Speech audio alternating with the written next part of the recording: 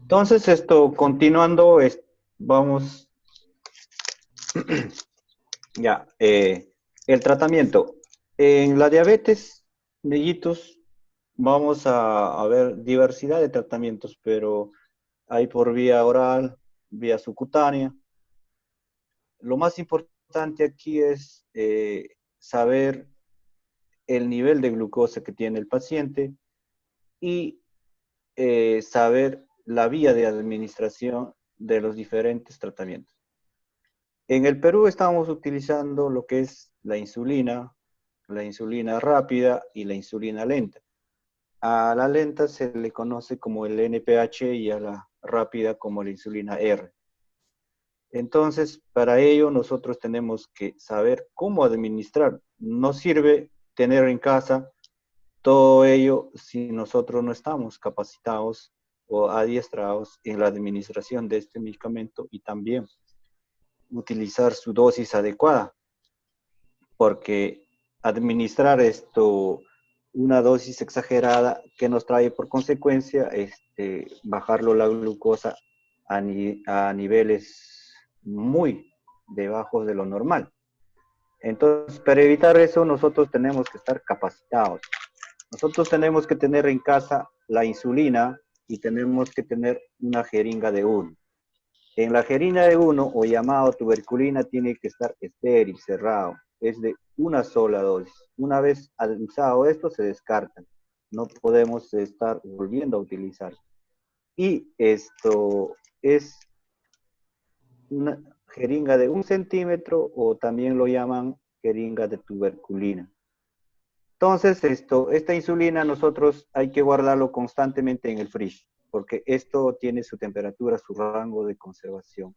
Y hay que guardarlo dentro de un frasquito para que no se baje por debajo de lo normal o sube por encima de lo normal su rango de temperatura. Entonces, cuando nosotros cogemos la jeringa tiene que estar hermético, cerrado, no tiene que tener ninguna apertura. Ustedes dirán, pero el profesor, ¿por qué quiere que sea todo estéril? Sí, porque en estos pacientes tiene que usarse estrictamente todo estéril y el lavado de manos constante. Recuerden que es un paciente inmunodeprimido, todo paciente con diabetes. Entonces, si nosotros logramos contaminar esta jeringa o logramos contaminar la insulina, entonces vamos a hacer que vamos a ingresar al organismo muchos microbios al pacientito. Entonces ustedes ven aquí la tapa de goma de la insulina. Esta tapa de jeve o de goma le llaman, tiene que limpiarse con algodón y alcohol ligeramente que no, para eliminar un poco de microbios que están. Una vez limpiado, pasamos a cargar. Entonces, nosotros tenemos que incrustar ahí y no nos hacemos problemas. Nunca vamos a cargar a la insulina así, tiene que ser ahí. De tal manera que nosotros en esta parte tenemos el número, los números. Entonces, en esos números vamos a ver nosotros cuánto de nivel de insulina vamos a coger, ¿ya? Entonces, de tal manera que esto nos va a servir bastante visualizar. Visualizar, todo viene programado. Ustedes ven en esta parte, ya, ahí está su dosis. Entonces, mayormente se pone entre 5, 7 unidades, 3 unidades, dependiendo del valor de la glucosa. Obviamente, si mi glucosa está por 300, 400, entonces tengo que administrar entre 5 unidades o 7 unidades internacionales de insulina. Ya previamente algunos pacientitos tienen su médico a domicilio, ellos de repente les van a indicar. Pero si no tenemos médicos a domicilio, entonces nosotros mayormente, si encontramos la insulina mayor de 300 miligramos por decilitro, debemos administrar entre 5 unidades de insulina cristalina a 7. Ahora, ustedes de repente van a decir 5 unidades de insulina. Entonces yo tengo mi jeringa de 1, ven ahí como, entonces acá está el 5.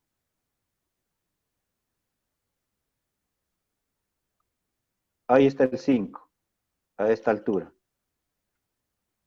Ahí está el 5. Entonces ustedes van a decir, como ahí está el número 5, de repente van a decir, no, hasta ahí le tengo que administrar. Falso. Ahí no es 5 unidades. Ahí le estamos dando 50 unidades. 5 unidades es arriba.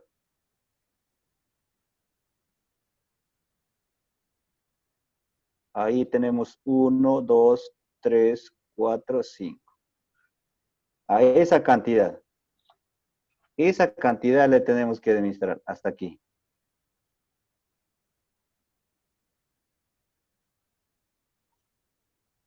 Hasta ahí, 5 unidades. Ya, esa es la unidad. Entonces, ahí ustedes ven escalafón por escalafón, línea por línea. Entonces, empezando del 1 es 1 unidad, 2 unidades, 3 unidades, 4 unidades, 5 unidades. Y así vamos a llegar hasta 100 unidades. Toda la jeringa tiene 100 unidades. Todo es 100 unidades. Entonces, cuando decimos 70 unidades ahí será. Vamos a decir 50 unidades, 50 unidades ahí. Vamos a decir 20 unidades, 20 unidades ahí. Vamos a decir 10 unidades, 10 unidades ahí. Vamos a decir 5 unidades, 5 unidades ahí. Entonces, eso es importante que sepa. Una vez administrado eso, nosotros, cargado, nosotros vamos a pasar a administrar. Entonces, cogemos, retiramos esto y cogemos al pacientito. Acá tenemos un pacientito. Normalmente se pone en el hombro en esta parte o en el hombro en esta parte. Si el paciente, si el paciente no tiene o está contaminado el área, podemos utilizar el ombligo, el ombligo. Todo alrededor de aquí podemos utilizar el ombligo. Ahora, si también presenta heridas y no es el lugar adecuado, podemos utilizar el basto externo, el basto externo de los músculos, derecha e izquierda. Entonces, es importante utilizar alrededor del ombligo, el deltoides, ambos lados, o tienen los músculos. Tienen 6 zonas, 5 zonas para poder seleccionar.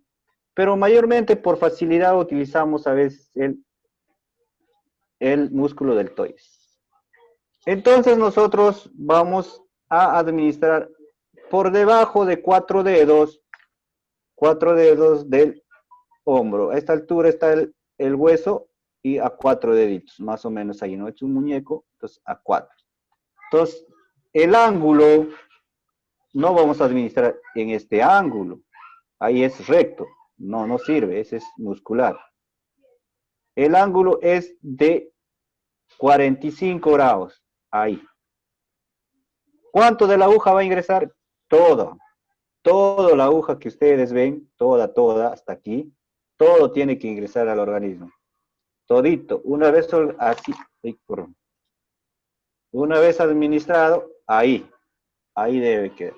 Ahora yo tengo que ayudarme haciendo la almohadita aquí. Ahí hago la almohadita con mis 2 manos y administro. Ya, una vez hecho la almohadita. Ya. Entonces, ahí recién lentamente nosotros pasamos a administrar. Una vez que se administra, se retira y no voy a masajear ni voy a pasar con algodón. Se deja ahí nomás. El sangrado va a ser poco. ¿Por qué? Porque estoy en tejido subcutáneo. Recuerdan, no hay mucha irrigación sanguínea. Entonces, no va a sangrar mucho, solamente un poco, que va a rebotar un poco de líquido, pero ese solo se reabsorbe. Entonces, esa es la manera de administrar. Ahora, Todo esto es muy importante que ustedes sepan. Algunos le ponen algodón.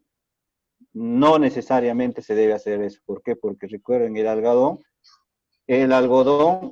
es una zona muy posible para el cultivo de muchos organismos. No sirve, solo sirve para desinfectar y descartar. El algodón en estado húmedo o que hay sangre sirve para cultivo de muchos microorganismos. Entonces vale dejarlo libre. Ahora, igual haremos en el músculo, en el otro músculo y en el ombligo, siempre haciendo la almohadita. Almohadita, si quiere decir, vamos a hacer la almohadita, el pliegue le llama, y una vez hecho el pliegue, se administra. ¿Ya? Entonces, eso es lo que se ha demostrado en la administración de la insulina. Mucho cuidado, limpieza adecuada, lavado de manos antes de administrar y antes de lavarse, antes de cargar el medicamento. ¿Ya? Lavado de manos. Si es que están en una zona de escasez de agua, tendremos que utilizar alcohol. El alcohol, igual con los 11 pasos, echamos el alcohol, entonces palma con dorso, otra vez palma con dorso, luego dedos, derecha, izquierda, cruzamos, dedo gordo, y recién ahí podemos decir que estamos totalmente libres de microbios, porque a veces cargamos el alcohol y sobamos, listo, ya está. Y esta parte, los interdigitales, y esta parte no estamos pasando con el alcohol, que puede ahí cobijarse un poco el microbio. ¿Ya? Entonces, ese es el tratamiento con la insulina. El otro, ya les dije, es con medicamentos, la metformina y la glibenclamida, que normalmente es antes del almuerzo, antes de la cena y antes del desayuno, de acuerdo a cómo va regulando el paciente su glucosa. Algunos no llevan ese esquema, algunos llevan desayuno y cena nada más. Es de acuerdo a, como les digo, acorde cómo va el nivel de glucosa del paciente y su médico tratante cómo lo prescribe. Nosotros como personal de salud, nuestra función es hacer respetar esa indicación. Si toca en desayuno y en la noche en noche. No debemos desviar, porque si nos equivocamos una dosis no le damos, al siguiente día vamos a estar llamando al médico diciendo, doctor, no, el medicamento no le ha hecho efecto, pero si no le hemos dado, ¿cómo va a haber efecto? Entonces, eso tenemos que tener cuidado. Ahora, en el tratamiento de la diabetes del tipo 2, hemos dicho, el tipo 2, lo más importante yo recalco acá que tiene que ser la dieta, ¿no? La dieta. Las personas con la diabetes tipo 2 usualmente producen insulina. Hay insulina, yo les he dicho, en la 1 no hay insulina. En la tipo 2 sí hay insulina, pero sus cuerpos no lo usan correctamente. Entonces, en los pacientes con diabetes tipo 2 se pueden ayudar con algunos medicamentos, como la metformina y la glibenclamida, para regular, ¿no? Para regular la cantidad de glucosa. También es importante aquí la dieta y el ejercicio físico. Es otro de los que nos puede ayudar en regular el nivel de la glucosa, sobre todo la dieta. Todo esto sobre la dieta y los ejercicios es importante, tanto en diabetes de tipo 1 y tipo 2, porque el ejercicio siempre consume energía. Al consumir energía estamos consumiendo azúcar y por ende estamos bajando el nivel. ¿Ya? Y la hidratación, ¿no?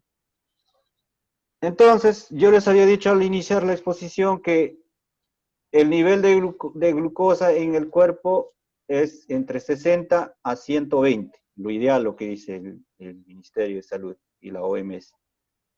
Pero hay pacientes que regulan, normalmente su glucosa viven entre 150, 170. Ahora, hay un factor aquí. Si nosotros nos alimentamos, por ejemplo, almorzamos, y pasa 2, 3 minutos que hayamos terminado de almorzar, nos tomamos nuestra glucosa, va a estar entre 130, 150. Eso no quiere decir que nosotros somos diabéticos. Ojo, que el ingreso de alimentos a nuestro organismo genera, en su metabolismo final, en toda la síntesis, genera glucosa. Entonces, el resultado de todo lo que hemos comido nos da glucosa.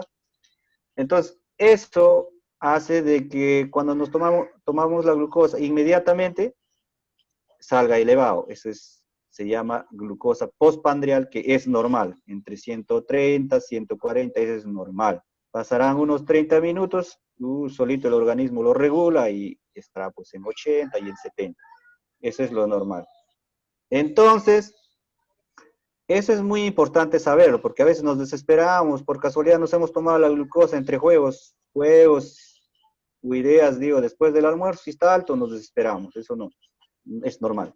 Entonces, lo normal es entre 60 a 120, con un margen de error entre 10, 10, 10, 10, 10 para arriba y 10 para abajo.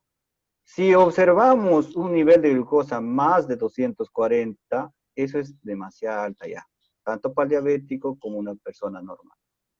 ¿Ya? Entonces, y también si observamos nivel de glucosa por debajo de 60, también estamos considerando malo, dañino, ya demasiado bajo. Entonces, por ende, tenemos que nosotros, si encontramos por debajo de 60, si el paciente está consciente, sus caramelitos, y no hay caramelos, entonces cojo azúcar le doy, pues, si está consciente.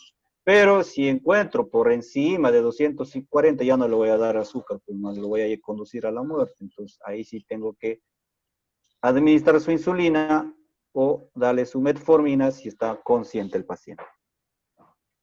Y sus líquidos, abundantes líquidos.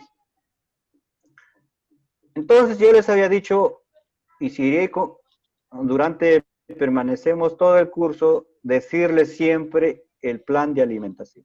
Eso es importantísimo, manejar el plan de alimentación. ¿Por qué? Porque en el plan de alimentación es la única fuente que nosotros vamos a llevar azúcar a nuestro organismo. Dependiendo de la cantidad de azúcar que le damos en la alimentación, nuestro cuerpo va a tener esa cantidad de azúcar, ¿ya? Es decir, si yo consumo 3 cucharitas de azúcar, esa cantidad de azúcar va a estar en mi organismo. Entonces, eso va igualito en la dieta. Entonces, una dieta bien balanceada, bien calculada en cantidades estrictas por el nutricionista, nos da exactamente lo que es una cantidad de glucosa internamente exacta. Entonces, ¿quiénes programan esta dieta? Son los nutricionistas. Hoy en día ya las universidades egresan nutricionistas de buen nivel, ayudan bastante, de buen nivel. Entonces, ellos se encargan de sacar las porciones que debe tener cada dieta y en cada almuerzo, en cada desayuno y en cada cena. Inclusive te dan las horas para que puedas alimentar, ¿no? Entonces, nosotros tenemos que tener bastante cuidado en esto, solamente en esto. Si ya tenemos las dietas estructuradas, tenemos que tener cuidado en la higiene nada más, en la higiene de estos. Ya. Entonces, acá, por ejemplo, vamos a ver, lo hemos dividido en una pirámide para ver lo más esencial, ¿no? En lo que concierne a grupos del pan, los cereales, el arroz y la pasta, a veces por ser carbohidrato y más se acompaña de una fritura, tenemos la sensación o el apetito de consumirlo más. Y eso es el clásico del paciente diabético. Y entonces eso debemos prohibir. Deben ser de 6 a 11 porciones pequeñas. ¿Ya? En cambio, en lo que es en el grupo de vegetales y frutas, esto sí es importante. Estos vegetales nos dan, aparte de darnos, de regular nuestra glucosa, nos dan protección frente a las bacterias. En el grupo de las frutas, igualito. En el grupo de las frutas vamos a tener todas las frutas que no tienen mucha cantidad de azúcares. También lo vamos a consumir en 24 horas de 2 a 4 porciones, nada más. A veces los pacientes diabéticos buscan las frutas más altos en glucosa. El diabético es así, el diabético busca lo que es dulce. Es como las abejas, buscan el dulce. Si tú le das una cuchara de miel o un frasco de miel, un pote de miel, él se consume rápido. Entonces, el otro es el grupo de las carnes, las aves, el pescado, los frijoles, los huevos y las nueces también hay que darle en 2 a 3 porciones en 24 horas. Es decir, son pocas, ¿no? Entonces, las grasas, los aceites y los dulces es poquísimo el consumo en estos tiempos, poquísimo, ¿ya? Entonces, eso es importante para que esto sepamos cómo manejar en nuestros pacientes. Entonces, lo más importante de todo esto es las verduras, ¿no? Las verduras. Y el agua, que no nos olvidemos. En lo que concierne al uso del glucómetro, ya les he explicado anteriormente, no manipular con bastante alcohol, porque eso da falsos errores. Y el otro, hay que tener siempre bien activo las baterías, o le llaman pilas, que lleva al posterior de cada máquina, y las cintas. De nada nos va a servir que tenemos sofisticados equipos si no lo sabemos manejar también, hay que saberlo manejar nosotros, ¿ya? Pues hay diferentes marcas en el mercado, americanos y chinos, y eso nos ayuda a nosotros. Debemos lavarnos las manos siempre antes de tomar también la muestra de sangre para ver la glucosa, que recuerdan es un paciente diabético inmunodeprimido. Luego se debe desinfectar con alcohol solamente el área externa, sin introducir en el área codificada, ¿ya? De la máquina, el alcohol. Y una vez desinfectado también la piel con algodón, inmediatamente no puedo pinchar, sino tiene que ventilarse un poco. Y luego debemos comprobar que las tiras reactivas no estén vencidas.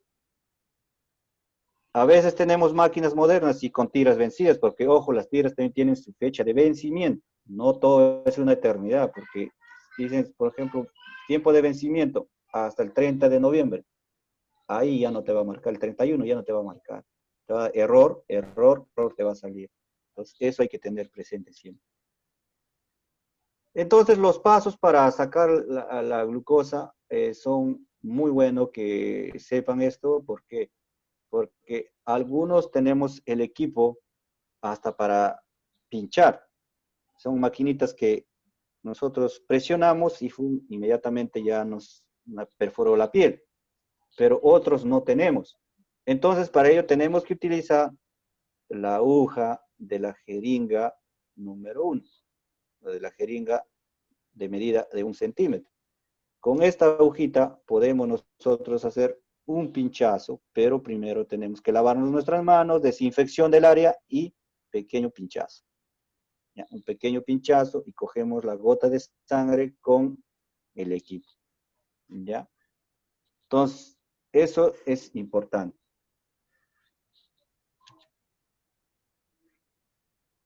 ¿Qué relación habrá entonces entre el alcohol y la diabetes? El alcohol, todo paciente que consume demasiado alcohol es un problema dañino. Obviamente va a hacer de que nosotros por estudios tenemos que el alcohol siempre daña en cantidades excesivas, dañan al organismo. O sea, el alcohol de beber, ¿no? Pacientes alcohólicos, ellos dañan al organismo. Entonces hace que el hígado se dañe entre cirrosis hepática y no metaboliza al posterior los alimentos adecuados. ¿Ya? Ahora, inclusive hay pacientes alcohólicos, diabéticos, que consumen su tratamiento peor, causan mayor daño al hígado, ¿ya? Entonces, y nunca se debe administrar el medicamento con el estómago vacío, ¿ya? Porque el estómago vacío que encuentra a cualquier medicamento tiende a producir gastritis.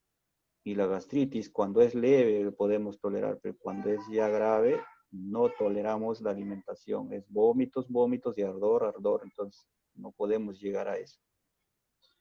y más con el alcohol, porque el alcohol también tiende a dañar las paredes del estómago, lo tiende a erosionar y a inflamar. Entonces, de nada va a servir porque no va a ayudar a una buena absorción del medicamento. ¿Ya? Recuerdan que la pared interna del estómago es mucosidad, igual del intestino delgado, todo en su contenido es moco. Ese moco ayuda de que los alimentos vayan desplazándose lentamente, lentamente se vayan desplazando, ayudar la circulación y absorber también lo bueno y lo malo. Pero cuando consumimos alcohol, toda esa mucosidad se va dañando, degenerando y sufriendo lesiones que muchas veces ya el cuerpo ya no asimila bien.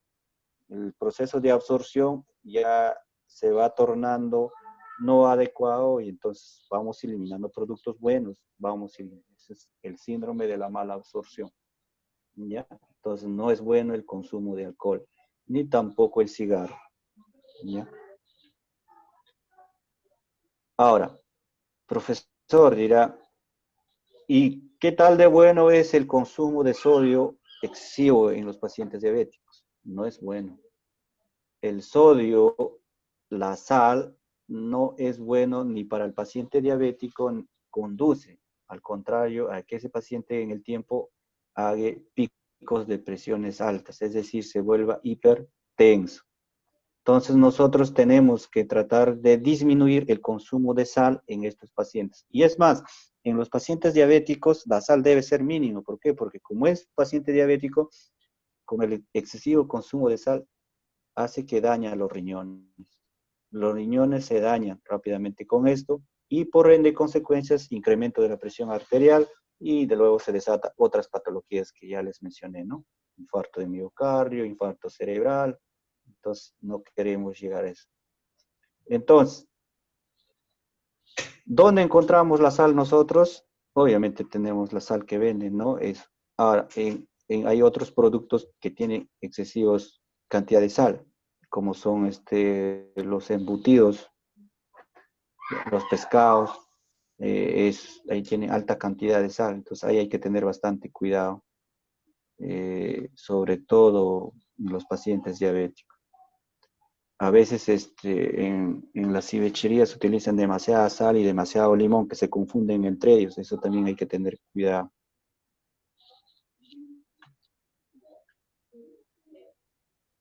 Si uno es diabético, debe tener cuidado lo siguiente. Siempre debe andar con un bracelete o una medalla donde diga que eres diabético. Porque de repente estás andando, sales a la calle normal y por ahí te encontraste con alguien que te golpeó en una ira y te deprimiste y tu glucosa estaba en 60. Y por el estado emocional que has sufrido, se bajó y tú estás caminando, caminando tranquilo, ¡pum!, te caes.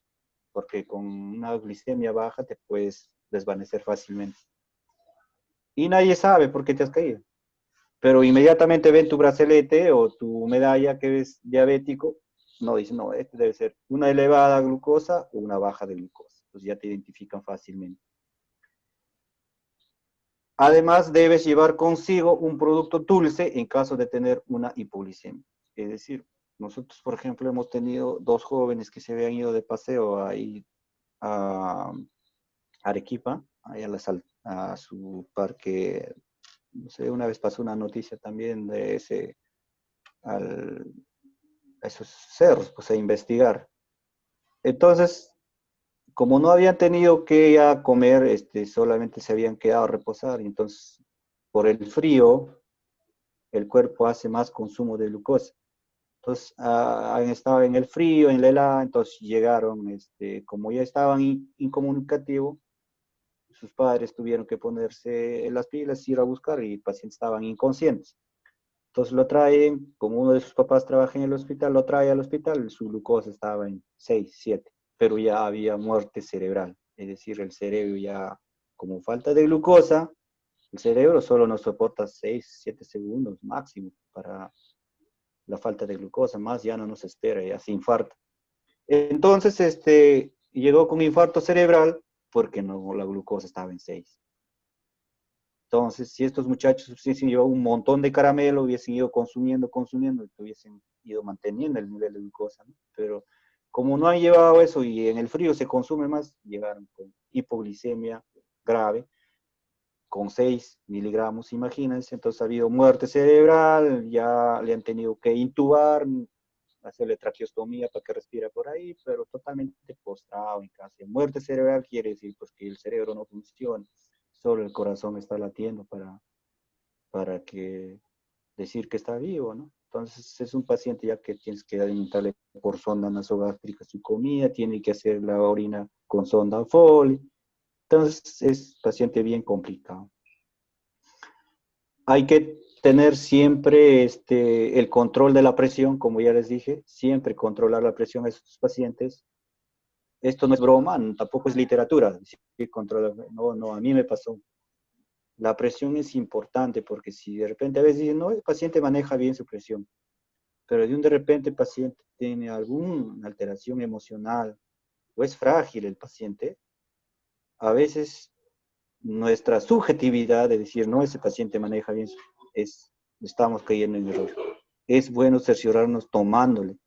Que a mí me pasó una vez, cuidaba a un pacientito y era diabético y no era hipertenso, pero resulta que levantó con un sueño, que había tenido un sueño malo, porque su familiar estaba en el extranjero, su hija que había fallecido, supuestamente en su sueño, pero cuando así estuvo pasando el día, no quería tomar desayuno, pero veía un poco más, su carita un poco enrojecido, como nosotros le llamamos chaposo, ¿no? Ese es término común, pero en términos de medicina, enrojecido, y se quejaba del dolor de cabeza.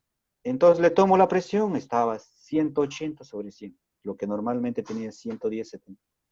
Entonces, ese problema emocional hizo que de repente se rompe la línea de sostén y haga presión alta. Y si yo me confiaba de que él no es hipertenso y seguía así subjetivando que no le tomaba la presión, hubiese hecho un infarto. Más bien a tiempo y salí a la farmacia como personal de salud, compré captopril a darle a tratar de bajar la presión. Ahí recién el paciente empezó a tranquilizarse. Entonces es viceversa. Si tú eres hipertenso, te vas tornando ansioso. Eres ansioso, proporcionas el incremento de la presión. Son viceversa el estímulo. Entonces, realiza las prácticas preventivas para los ojos, los riñones y los pies. Tenemos que hacer ejercicios, masajes en los pies, hidratación bastante para no dañar los riñones, los ojos hay que hidratarlo. Algunos pacientitos tienen sus lágrimas artificiales, hay que hidratarlo constante con eso. ¿Ya? Y siempre hay que hacernos un análisis al año. Cuando somos diabéticos tenemos que tener mínimo al año una evaluación general para ver primero colesterol, para ver triglicéridos, para ver cómo está nuestro pulmón, cómo está nuestro riñón, obviamente tomografías o radiografías, cómo está nuestro riñón sobre todo, o nuestro corazón. A veces nos confiamos y la confianza hace que al final solo acudimos al hospital cuando todo ya progresó y ya no se puede hacer más. De repente ya estamos en muerte renal, o sea, daño renal, paciente llega con creatinina de 10, urea de 120, ya no se puede hacer nada en este paciente, ya el riñón está muerto porque ese nivel indica que el paciente ya está mal. Entonces tiene que entrar en diálisis, no sé si en diálisis lo vamos a recuperar al paciente, pero ya es tarde. Entonces tenemos que hacer ese chequeo a todo paciente diabético. Entonces, nuestra preocupación como personal que cuidamos a los pacientes diabéticos es importante y fundamental porque somos la primera línea de que vamos a enfrentar a este paciente y a su patología y vamos a ser a la vez la voz que informa los signos de alarma a los familiares o al médico. Porque si nosotros no damos la voz de alarma o no estamos calladitos, ¿quién va a encontrar la información? Entonces, primero, valorar al pie diabético. Este es un proceso o un punto de partida para desarrollar otras infecciones sistémicas. Cualquier pequeña herida hay que estar comunicando al médico o al familiar para iniciar su tratamiento diario o de repente antibióticos si es posible, si lo indica, pero siempre proteger. Las uñas hay que cortarlo con sumo cuidado porque podemos causarle laceraciones. Masajes constantes a la hora de levantar, a la hora de descansar, en el intermedio, entre las 12 o 4 de la tarde, hacerle masajes a las plantas del pie para proporcionarle que el flujo sanguíneo llega y nutre por lo menos la piel. Utilizar sus cremas adecuadas para evitar sequedad en los pies. Evitar poner, colocarles sus medias o sus zapatos que sean bien estrechos o que presionen. Entonces, estos, si le colocamos, por ejemplo, unos zapatos bien estrechos o unas medias calcetines bien, pero bien pegados con ligas, esto proporciona a que ahí ya no llega más sangre. Y cuando no llega sangre, ¿de qué van a vivir las células? Se van a morir.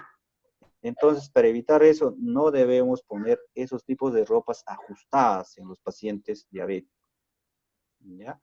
Y más de lo contrario, deben ser sueltas. Cuando tenemos un pie diabético, ya, por ejemplo, llegado a cuidar a un paciente con herida, es otro tema muy amplio también. El cuidado del pie diabético y herida es otro tema muy amplio porque es todo un procedimiento. Nosotros tenemos que tener bastante cuidado ahí, la limpieza y la hidratación de esa herida. Entonces, ahí hay que manejar con otros equipos que ahora han salido, el Duoder y luego las gasas, el isodine solución, isodine espuma, y también han salido cremas. Entonces, ese es otro tema, pero tenemos que manejarlo bien y con guantes. Nada con mano, todo con guantes. ¿Para qué? Para que disminuyamos o hacemos corte para no contaminar ese herida. Entonces, el pie diabético es un problema potencial de que si no lo curamos a tiempo, nos puede llevar a una infección de otras estructuras del cuerpo o de otros órganos. Y de repente usted, profesor, pero ¿cómo vamos a llevar a una infección? Ya les dije anteriormente, suficiente que el microbio ingresa al torrente sanguíneo, a una vena o una arteria de la herida, entonces es fácil para viajar a otras partes del cuerpo. Es fácil. O de repente este mismo herida se va consumiendo internamente, si no lo tocamos, a veces no, ni lo tocamos, lo dejamos ahí, simplemente vemos la capa de la piel y decimos, no, el músculo, dice, no, está ahí nomás. Llega un momento en que el paciente ya no quiere caminar, ¿pero por qué? Van y presionan la herida, todo es materia, siguen escarbando materia, materia, hasta llegar al hueso. Entonces nos hemos confiado. Entonces a este siempre hay que lavarlo con disolución, con agua, cloruro de sodio si es posible, y con bastante isodine solución, o también isodine espuma, y hay que utilizar las cremas. Ya hay cremas como el Duoder y muchas cremas antibacterianas que nos van a ayudar bastante a cicatrizar. Pero como les dije, estos tipos tienen que estar ventilados, ventilados. Si nosotros hacemos una curación de esta herida, no lo tenemos que inmediatamente colocar sus zapatos, no, ventilado al aire libre. A la hora que va a ir a dormir, recién le colocamos una gasa o si no su parche de Duoder para que ayude. Entonces, eso ahora en la curación también hay que coger bien las gasas con el guante y hay que friccionar bien para disminuir la cantidad de microbios. Entonces, una vez friccionado fuerte, recién pasamos a pasarle cloruro de sodio a chorro y luego le pasamos con la gasa para que quede pegada y luego ya le podemos colocar ahí el Duoder y queda ahí sellado. Entonces, si le colocamos Duoder, ya no hay la necesidad de colocarle un zapato. Tiene que estar así el pie al aire libre para no presionar más la herida y que dentro del zapato estando es mayor la humedad y la circulación del oxígeno es menos. Entonces nosotros queremos que esa herida esté expuesto y que haya oxígeno y que la humedad sea mínima. ¿Para qué? Porque ustedes en la humedad se reproduce fácilmente los virus, los hongos y las bacterias, se reproducen fácilmente. Entonces evitemos eso. Y muy aparte, hay que ver siempre los espacios interdigitales en estos pacientes de diabetes, porque acá, como es húmedo, se torna de color blanco. Y con solamente que haya un pequeño raspón, se hace una apertura y olvídese, de ahí se puede producir el crecimiento de otras heridas. Entonces, hay que evitar que estos espacios interdigitales, estos en los pies sobre todo, sea de color rosadito. No hay que llegar a que se produzca de color blanco. Se produce blancos cuando están húmedos y ya se está colonizando bacterias, y se están cultivando bacterias. Entonces, no hay que llegar a eso. Entonces, ¿cuáles son los consejos para el cuidado del paciente diabético? Son varios, desde la cabeza hasta la punta de los pies. Vamos a ver los ojos, las retinas. Si las retinas están rojas, entonces quiere decir que la presión está alta. Entonces, vamos a ver cómo observa el paciente. De repente dice, no, mis ojos se ven nublados, entonces ya se está produciendo daños a nivel de ojos, el paciente diabético. Entonces hay que informar eso al familiar o al médico. Luego hay que ver también todo el contenido del cuerpo cuando hacemos el baño a estos pacientes, como si hay lesiones, cómo está la piel, de repente atrás en la espalda, por el hecho de estar tiradito en la cama ya se está produciendo úlceras por presión. Entonces evitemos eso con los masajes. Vamos a la ingle. En la ingle de repente vamos a ver que por ser una zona húmeda de repente se están cultivando otros microbios por una limpieza inadecuada. Igual haremos y más cuidado en pacientes de sexo femenino, porque la relación entre lo que es el sistema excretor urinario y lo que es el ano están juntos, vecinos. Entonces hace que uno pase al otro en vaivén. Entonces puede conducirnos a una infección urinaria grave. Mayormente los microbios que pasan del ano a la vagina son las Escherichia coli, o esa Klebsiella. Entonces esos microbios entran al meato urinario, empiezan a producir una serie de contaminación en lo que es en útero, en vías urinarias, y avanzan con destino hacia llegar según orden, llegan a vejiga, siguen avanzando y llegarán a riñones. Entonces, un problema generalizado hacen a nivel de vejiga y riñones. Recuerden que están conectados esos por conductos y entonces se invade y llegan a producir un problema en riñón, una sepsis, punto de partida renal, que trae consecuencias fatales, ¿no? Entonces hay que visualizar siempre, tener precaución durante el baño también. No hay que utilizar la misma esponja que has lavado su carita o su cuerpo, no hay que utilizar en el lavado de los genitales. Hay, por ejemplo, técnicos que utilizan la esponja que han hecho la higiene anal, lo utilizan también para hacer la higiene perineal. Entonces quiere decir que estamos llevando con la esponja los microbios que estamos haciendo la higiene anal, le estamos llevando para lo que es la vía urinaria.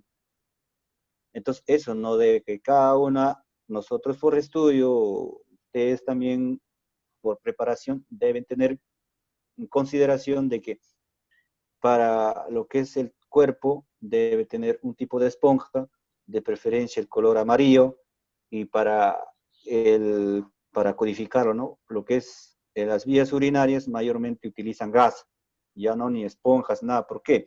Porque nosotros utilizamos una esponja, ya, lo lavamos, lo guardamos, pero esa esponja, ¿dónde lo guardamos? Sigue en el baño, en el servicio higiénico, siguen guardados, siguen húmedos. Entonces, para evitar eso, mejor utilizan gasa con guantes, hacen su higiene, lo que es las vías urinarias, descartan esas gasas y ya no lo tenemos guardado, estamos eliminando. A la otra higiene igual será.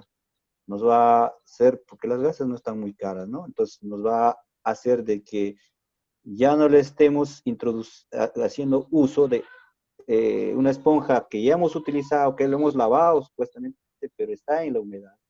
Entonces, solamente debemos utilizar la esponja de repente para no hacer cada vez comprar esponjas para el cuerpo, tanto por los músculos, el tórax, el abdomen, pero lo que es las vías urinarias y el recto, tenemos que utilizar mayormente las gasas. Es muy importante, ¿ya? Y luego llegamos al pie, otra vez llegamos al pie, pero acá sí con énfasis de que los pies mayormente tratemos de hacer el lavado suave. Sí se lava los pies, puede ser diario o interdiario, pero hay que lavarlo con agua tibia. Algunos le hacen reposar a sus pacientes con agua tibia, pero con sal. Tampoco eso no, sino hay que utilizar agua tibia. Lo remojamos unos tiempos, unos 10 minutos, y luego ya pasamos al secado, porque también no podemos friccionar demasiado. Ya les he dicho, en el espacio interdigital no podemos presionar demasiado. ¿Por qué? Porque produce laceración. Entonces, secados suaves. Y luego, terminado eso, su cremita y masajes en todo el cuerpo, para tener una piel íntegra y así evitamos de todo el cuerpo escaras.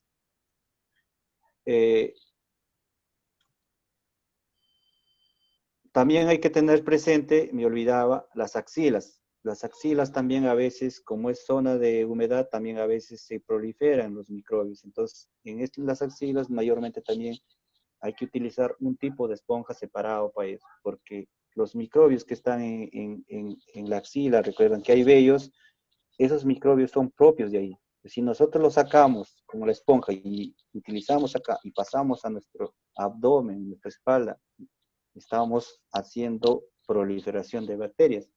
Entonces, mayormente la esponja utilizamos en abdomen, en los músculos, en los brazos y nada más. Lo que es zonas donde hay bastante contaminación, como las axilas y las vías, la región perianal, de preferencia lo podemos hacer con gasas para descartar. O sea, pasamos con la gasa y descartamos. Utilizamos otra gasa y descartamos. Igual en las zonas genitales. Utilizamos y descartamos.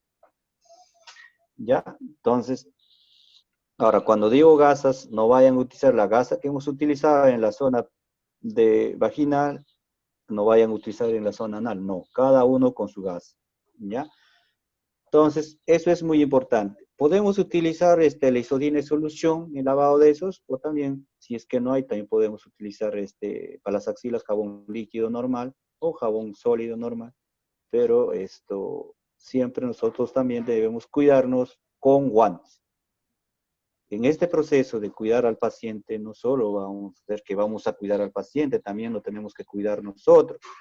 Nosotros tenemos que bañar con nuestros guantes, con nuestra mascarilla y de repente, si algunos tenemos lentes, lentes.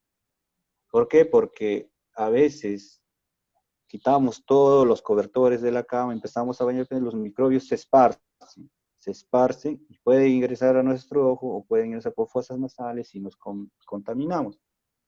Y si es que no bañamos con guantes, también de repente por ahí el paciente, si tiene micosis, puede coger y los hongos los hongos una vez impregnados son difíciles de sacar de nuestro cuerpo, entonces se van a impregnar en nuestra mano y de repente ahí nos pica la nariz y metemos y ya le estamos introduciendo hongos a nuestras vías respiratorias, o nos rascamos la cara, entonces ya estamos llevando hongos a nuestra cara, que es difícil de combatir. Una micosis en la cara o en la nariz o en el ojo es difícil. Hay que tomar antimicóticos por 30, 40 días y es aburrido.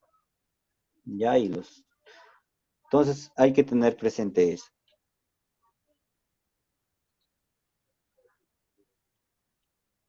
Entonces, algo que les voy a mencionar siempre es lo siguiente. En este proceso de cuidar al paciente, nosotros como cuidadores, que era un término antiguo, ya no es ese el término correcto. Ahora el término correcto es cuidador y educador.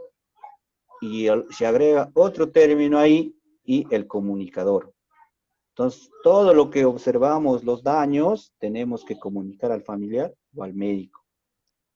Y también tenemos que educar al paciente y educar al familiar. Estamos en una situación, en una sociedad donde el nivel de cultura es bajísimo. A veces optamos por nuestros propios conocimientos, que no es el adecuado, y entonces lo hacemos y a veces salen consecuencias graves. Por ejemplo, ahorita están utilizando la ivermectina, están utilizando la aspirina. Ivermectina hay para dosis para los pacientes del ser humano, pero también hay ivermectina para los animales. Pero han llegado a consumir eso. Ahora, la otra pandemia que se viene es los daños hepáticos. Pacientes vienen por dolor abdominal. Entonces, ¿qué has tomado? No he tomado ivermectina, empezó a dolerme. Entonces, eso también no hay que caer a eso, ¿no? Entonces, siempre hay que estar siempre a la vanguardia de la información, pero sabiendo bien como fundamento qué estamos tomando y qué consecuencias trae. Entonces, eso a veces hace cuando uno de repente, sí, yo les considero bastante a todos los cuidadores de pacientes. Yo mismo, como les conté, trabajé con un paciente adulto, pero a veces sus familiares imponen sobre nuestro conocimiento. Por ejemplo, mi paciente tenía un pie diabético y entonces ellos, normal, para ellos decían, ¿no? Que le echaban la grasa de avión, después le agregaban azúcar mismo le ponían, después le ponían patita de grillo en la herida. Entonces, con el tiempo se ha contaminado. Yo lo normal hacía mi curación diaria con isodina y solución y su gas ¿no? Y mi guante. Pero ahí lo mantenía la herida, como les dije, es difícil de sanar una herida, les digo con toda la sinceridad del caso, es difícil. Pero ellos, de repente, porque el paciente podía caminar obligatorio, le tenían que hacer su bicicleta al paciente. El paciente hacía su bicicleta, pero al hacer su bicicleta, justo la herida estaba en el talón y hacía y presionaba y no ayudaba, pues no ayudaba. Obligatorio tenía que hacer, si ellos decían, ¿no? Me tiene que hacer. Bueno, yo porque no sé, decía que no, yo pues no, pero ellos decían que sí. Entonces, la herida iba aumentando hasta que llegó uno de sus familiares y dijo, no, azúcar hay que ponerle, otro no, grasa de avión, el otro grasa o aceite de avión, el otro no, pata de grillo, ¿de dónde buscarían? Ponían. Pero al final la herida empezó a avanzar, pero así por día, hasta que llegó a la rodilla, hasta la mitad de la pierna. Entonces, todos los días eliminaba una secreción, pero el olor era... Tuvieron que cortarlo de la rodilla y amputar. Eso fue la depresión más rápida del paciente. Tuvo que ponerle una pierna artificial, pero andaba con su bastón, pero eso lo deprimió más rápido. Pasaron 4 o 5 meses, falleció el paciente de 60 años, pero no, como les digo, la herida es importante. Creo que hasta aquí hemos llegado con el curso. Espero que esté de su agrado.